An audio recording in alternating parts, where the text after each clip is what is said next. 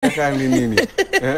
looloo ma li muy def hors antenne c'est même looloo ma nekk téléspectateurs yi dañoo foog ni kii ñoom buñ ma xoolee xam nañ ne que tabarkalla macha allah. mais dafa mel da nga nekk da nga amoo ay mbokk lawbe wala ay dëkkandoo lawbe wala ay xaritu benn bakkan law.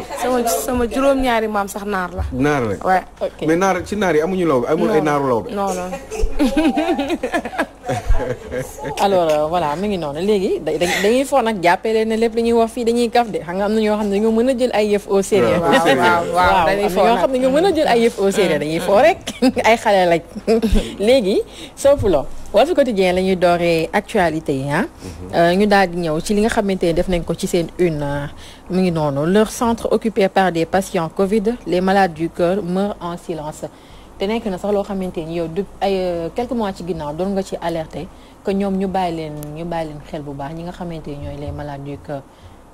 oui malades du cœur les dialysés et cetera. yoo xam ne bon gars yi dañ leen xaw a seetaan tuuti. je remarque juste une chose c'est que bon Covid 19 bi dafa gars yi dafa def en sorte que au Sénégal même peut-être partout même dans le monde mais je crois que c'est différent mais surtout Sénégal. de gars yi dañu jiital trop Covid 19 yi ba nga xam ne dégg nga maam ñeneen feebar yi nga xam ne sax ñooy gën a rey. à l'année ci Sénégal gars yi bàyyeetuñ ci xel trop et ça je trouve que c'est dommage malade ñi nga xam ne dañu am feebaru xol. joxe nañu exemple y a quoi il y a un mois encore il y a un quotidien qui nous parlait aussi daan ñooñu wax benn quotidien il y a une mouche qui me fatigue là benn weñ bu may sonal nii la. weñ bu jigéen la elle est amoureuse. ah dafa amoureuse. waaw. eh ben c'est dommage je peux pas être amoureux d'une mouche.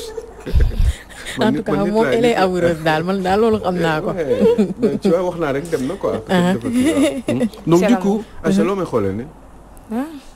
te ngaa liggéey te bàyyi kii. doo gis Aïcha mooy xool dama fixé nii la. dama lay wàññi ci bët. dama lay wàññi ci bët. da nga may wàññi ci bët.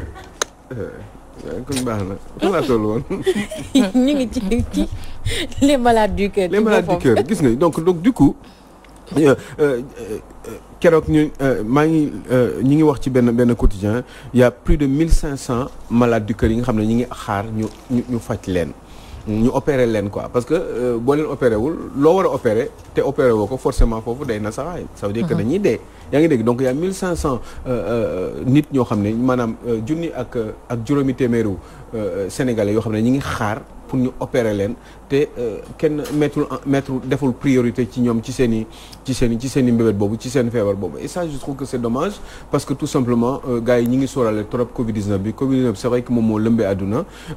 ce serait bien que État du Sénégal mu bàyyi xel ak le système sanitaire sénégalais en général ñu bàyyi xel ci ñi nga xam ne dañu am ay feebar yu tolloog yu nuroog feebaru xol yi mooy comme ñoom dialysés yi aussi et cetera il faudrait que ñu bàyyi xel ci ñoom parce que ñoom tamit ñi ngi dee chaque jour ñu citel ñu 4 décès Covid-19 chaque jour ñu citel ñu des cas communautaires chaque jour ñuy defal ay citations ci par rapport au nombre de victimes de cette pandémie là qui est Covid-19 donc il faut que ñuy bàyyi xel ni bu ñu doon citer à mon sens nombre de malades de cœur yi nga xam ne ñoom ñooy dee à l'année je crois que sénégalais aussi dinañ tiit li ma comprendre rek mooy lu tax ñëpp kii accès wu si Covid-19 bi ba di ci wax chaque jour diw ak diw dee na pourtant ci Covid-19 boobu alors que am na ay malades du cœur yoo xam ne ñi ngi dee chaque jour wala chaque semaine li ñuy rey sax Covid-19 xëy na du ko rey donc et puis aussi ci wàllum dialyse bi aussi c'est la même chose ñi nga xam ne dañu am ay problème mu rein ak yu demee noonu ñooñu tamit aussi ñi ngi dee te boo leen di calculer à la semaine au mois ñoom ñoo ëpp sax li Covid-19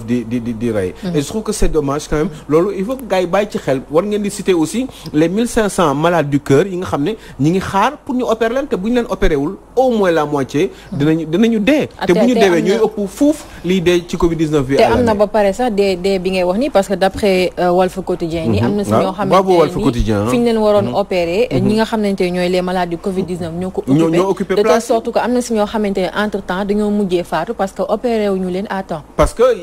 les malades du Covid-19 ont été privilégiés tout simplement alors que kenn warul privilégié kenn dañu war a régler problème mu ñi nga xam ne dañu feebar au Sénégal. mu doon les dialysés mu doon ñi nga xam ne dañu am problème mu xool. et cetera quoi ba pare di leen citer sénégalais yi xam. bu la jàppee du la yërëm. je pense que kon ñooñu dañ war a gën a privilégié ba nga xamante ni li ni mel bu leen dalee amaana du leen sonal wala dina fekk feebar bi nga xamante ni ñi ngi nekk di ko dund. du yegg benn stade boo xamante ni da leen di sonal donc du coup ñooñu kenn waxu leen a fàtte. il faut ñu bàyyi ci xel. te dafa am lu gën a garaaw sax ci feebaru ñi nga xam ne ñoom ñoo amee feebaru xol. très souvent dañ doon wax ne que peut-être ku amee maladie cardiaque peut-être sa xol rek lay attaquer directement mais am na si des maladies yoo xam ne ni conséquence am moom mooy cardiaque comme diabète bi nga xam ne tey moo ëpp majorité des sénégalais suñuy mag ñu ngi souffrir de diabète booy seet seen crise yi ci gën a mag crise cardiaque lay nekk mort subite moom moo ci topp et li ñu seetlu moom mooy que à chaque fois ñi nga xam ne dañu am ay crise diabétique bu ñu demee dañuy découvrir des maladies cardiaques donc loolu aussi il faudrait que ñu prête ci attention bu baax a baax ni que diabète bi ni muy defee ravage c'est une continuité ba ci rythme cardiaque bi da koy déranger te mën na indi gàllankoor ci doomu aadama kon ni ñuy protéger mag ñi noonu la ñu war a continuer di protéger ñi nga xam ne ñoom ñoo amee doomu jàngoro yooyu noonu. effectivement sensibilisation la sax comme ni ngeen ko waxee nii parce que bokk na ci loo xam ne ni dañuy delluwaat ci ginnaaw tuuti bokk na ci loo xam ne waroon na tax ñu gën a xeex corona bi bañ a gën a am place fii ci Sénégal ndaxte sunu système de bi nga xam ne ni moom moo ëmb wàll bi nga xam ne moom mooy ñoŋal santé bi dafa am problème déjà te ku ci nekk rek boo amul koo xam ne ni jege na la am nga sa xarit boo xam ne ma nga tëdd hôpital di jànkonteeg yenn feebar yoo xam ne ni tey ji boo sañoon mu génn ci te comme Covid bi noonu ñu ko waxee noonu am na yenn feebar yu chronique yoo xam ne bu ko fekkee ci nit ki ci la lay faagaagal donc bokk na ci loo xam ne nii mën nañ ci jaaree pour sensibiliser nit ñi que nañu arrêté li nga xam ne ni moom mooy corona bi nanu jël mesure barrière yi ñu ku neen na ko moomale boppam pour gën a mën a fàggandiku ci li nga xam ne ni moom mooy comme décès yi ñuy dégg fan yi ak yooyu ndax bu laalee kii laal ka ca des donc jar nañu bàyyi ci xel bu baax d'accord jar nañu bàyyi ci xel surtout xale yi parce que les malades du cœur là c'est vrai que am na ci ay mag mais aussi daf cee am bu baax a baax ay xale ndeysaan yoo xamante nii boo demee hôpital Fann boo duggee ba gis leen sa àdduna bi yëpp dafay tukki donc nañ leen bàyyi xel ngir yàlla bu baax a baax pour résumer rek pour conclure rek ni ñu maladies yi nii maladies du cœur ak les dialysés ak yooyu ñoom li ñuy rey ñoom moo ëpp Covid-19 fi à l'année loolu Sénégalais il faut que quand même ñu xam ko te boo leen demee ba jël seeni je parle de l'état du Sénégal di citer chaque jour diw dee na nombre de personnes temps moo dee béréb sàngam moo ko am mais def leen la même chose avec malade du cœur yi ak les dialysés yi nga xam ne wax dëgg yàlla chaque jour ñi ngi dee parce que amuñu moyen amuñu kit 65 000 francs pour dialyser seen bopp les gens am na ñi dépense bi ñuy def ci un malade du Covid-19 mais dépense boobu bu ñu ko doon def ci les 20 000 dialysés chroniques dans ce pays-là et ben kon wax gi dina jeex parce que quand même jàppale leen ñooñu aussi jox leen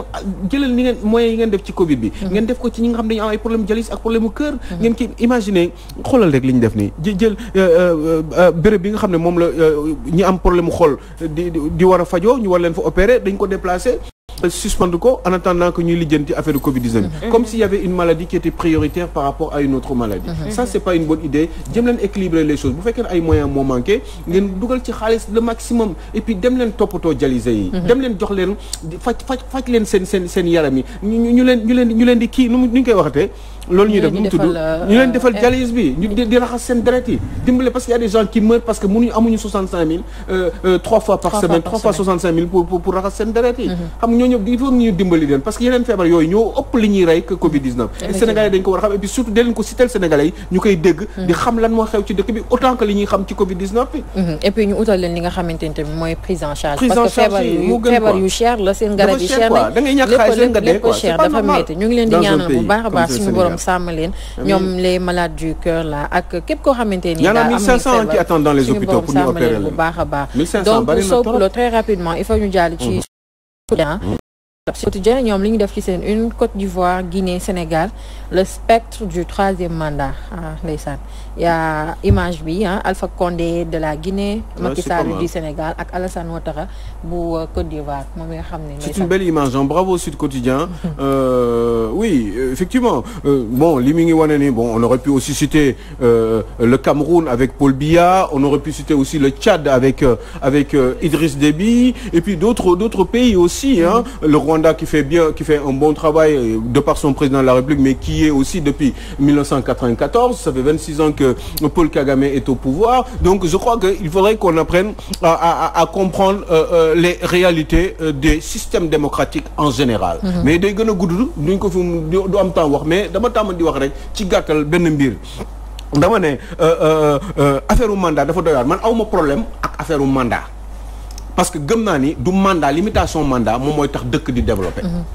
du limiter mandat bi mooy tax dëkk développer loolu du moom mooy renforcer forcément une démocratie ça ne veut rien dire. Ne me dites pas que l'Allemagne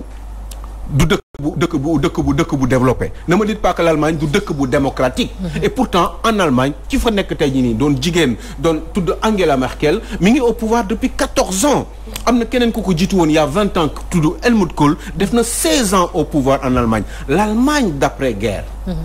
Allemagne bi nga xam ne xam nañ li fa xewoon ci ak Hitler li mu bëggoon ses ambitions entre 33 et 1946. Finalement mu jëlul en tout donc on sait très bien que ni ça ne veut absolument rien dire par rapport à une limitation des mandats gis ngeen en Afrique comment ça marche boo demee dans le cadre dans l'exemple de la République démocratique du Congo mooy l'ancien Zaïre bi nga xam ne waa famille Kabila moo fa nekkoon ak Joseph en dernier gis nga Joseph Kabila bëggoon na troisième mandat mais la France a dit non la France dafa xeex def kam talaay kattan pour Joseph Kabila bañ a am troisième mandat au même moment la France boo demee Tchad France nee na waa Tchad Idriss Déby yow il faut nga am beneen mandat il faut nga changer constitution bi génne limitation des mandats parce que yow dañ la soxla foofu encore Idriss Déby nga dem Cameroun Paul Biya a fait la même chose Paul Biya moom moo remplacé quelqu'un qui s'appelle comment il s'appelle encore l'ancien président du Cameroun Mohamed Ahidjo Ahidjo fii lañ ko denc fii ci Yoff ni Mohamed Ahidjo ancien président Cameroun musulman la fii lañ ko denc parce que fii la feebaree après ñu denc ko fi moom moo doon premier président ou deuxième président Cameroun après l'indépendance moom la Paul Biya remplacé depuis 1982 Paul Biya mënatul sax wax il a pratiquement 88 ans mënul sax wax mais Paul Biya mi ngi téye nguur gi ba tey mais France ñoo ko ne toogal foofu parce que dañ la fa soxla au même moment Alpha Condé mi nga xam ne amul ana lu ñu waxul ci Sékou Touré pour génne ko fa ba coup d'état mujjee am Lansana Bergo bi ñëw Lansana Conté ñëw après finalement kii moo ko mujjee kii moo fa mujjee nekk Dadis Camara et puis après l'autre est arrivé monsieur Alpha Condé bi nga xam ne ça fait 30 ans bi Sékou Touré nekkee ci nguur gi France mi ngi koy préparé pour mu nekk ci nguur gi Alpha Condé bi nga xam ne au même moment bi muy élection présidentielle yi di am bi muy gagné élection yi entre premier tour bi Alpha Condé élection présidentielle Guinée ñaari mandat la ñaari tour la premier tour bi Alpha Condé 17% la am ak lu teg matul sax 18% challenger am 42% plus de 42% mooy Cellou Dalein Diallo bi mu amee plus de 42% deuxième tour bi normalement ci 2 semaines lañ ko waroon def il a fallu 3 mois pour lijjanti def ay bagages pour fexe ba Alpha Condé gagné 3 mois la ñuy def pour def deuxième tour bi noonu la Alpha Condé ñëwee ci nguur gi mu am ñaari mandat léegi nee na moom il faut que mu amaat un troisième mandat alors qu'il a plus de 80 ans Alpha Condé moo mag Moustapha Niasse loolu nga naan mu wóor la ni kii bu fi ñemee def loolu rek li ñu doon wax Ablaye Wade mag la warul am troisième mandat parce que Ablaye Wade France bëggatu ko woon parce que Ablaye Wade da doon xeex France loolu moo tax ñu ko doon xeexal naan ko yow doo fi toog parce que amoo droit am troisième mandat loolu ñu ngi koy nanguwul Alpha Condé tey jii nii est-ce que yaa ngeen may gis la ñu dem ci Alassane Ouattara bi nga xam ne ni ñu xeexee France ba Sarkozy teg ko fa lance kii nii nu mu tudd Alassane Dramane Ouattara gars yi dañoo wax sax ni du ivoirien tol woon nañ naan du ivoirien fexe ba ñu intégré ko ba def ko ivoirien parce que dafa am ay origine Burkina Faso léegi bi ñu lijjante loolu ba moom mu toog ci nguur gi am ñaari mandat léegi fexe na nee na moom il faut que moom un troisième mandat parce que moom ki mu fi bëggoon teg dee na te ki mu fi bëggoon teg kooku la wóolu pour mu continuer di liggéey ak direction bi nga xam ne moom la France jiit moom la France teg donc pour vous dire que ni France Afrique bi ñuy wax amul mi ngi am ba tey dafa am loo xam ne moo nekk ci àdduna bi France dafa soxla contrôle Afrique francophone surtout contrôler ko pour mën a nga am une assise au niveau du Conseil de sécurité des Nations Unies mais France lu tax mu am droit de veto France dëkk bu ndaw la Allemagne amul droit de veto pourquoi France bokk ci membre permanent du Conseil de sécurité c'est parce que li mu contrôler téye Afrique moom moo tax te loolu dafa war a continuer di ko am parce que loolu mooy tax mu am doole ci àdduna bi nga xam ne lu ñu teg au niveau du Conseil de sécurité am na ci droit de veto bu tegee ne d'accord ci àdduna bi yëpp dañuy changer il faut que France di d'accord kon moo tax France nekk membre du conseil de sécurité des Nations Unies membre permanent donc je pense que ni affaire bi du affaire ñun suñu problème dañu contrôler ñun suñu dëkk dañ ko contrôler dañ ko téye en réalité Aïcha moomuñu suñu dëkk